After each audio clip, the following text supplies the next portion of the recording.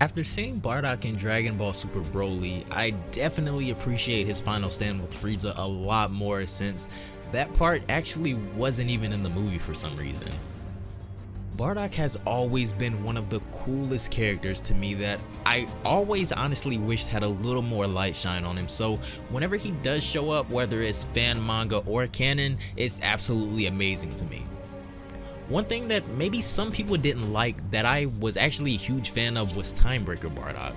The Xenoverse timeline made Bardock so much cooler to me, and some people may not like it, but Masked Saiyan is by far one of the dopest characters in the series, and this adaptation of him definitely needs more attention.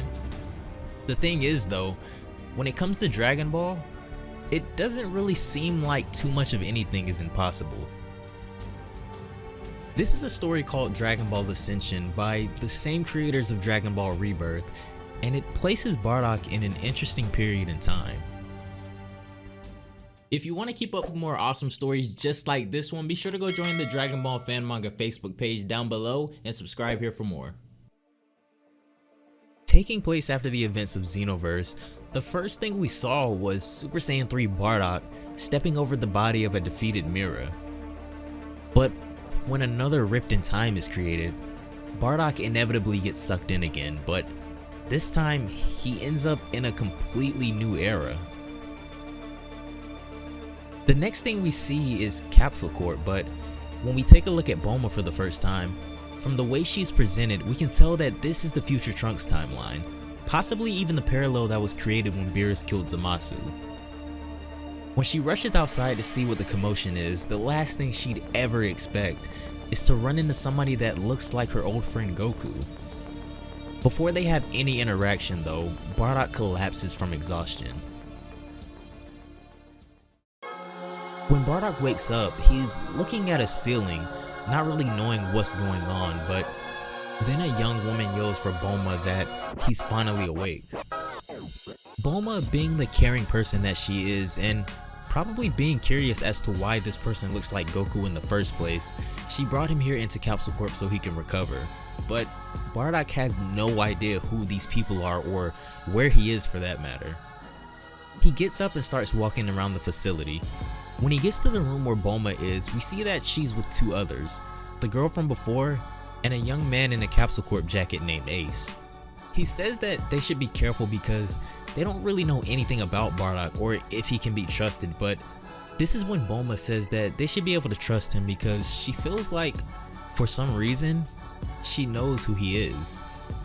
Bardock erupts in anger, however, saying that he doesn't care who they think he is, he needs to know where he is immediately, and also why doesn't he have any clothes on.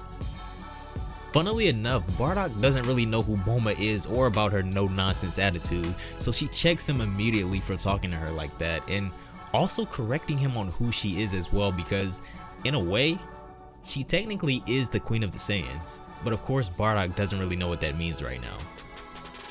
When things settle down a bit and everyone is talking calmly again, Bulma explains that she is the wife of Vegeta, the Saiyan Prince. Then she goes on to tell him that where he resides now is a place called Earth, which Vegeta helped defend after the defeat of Frieza on Namek.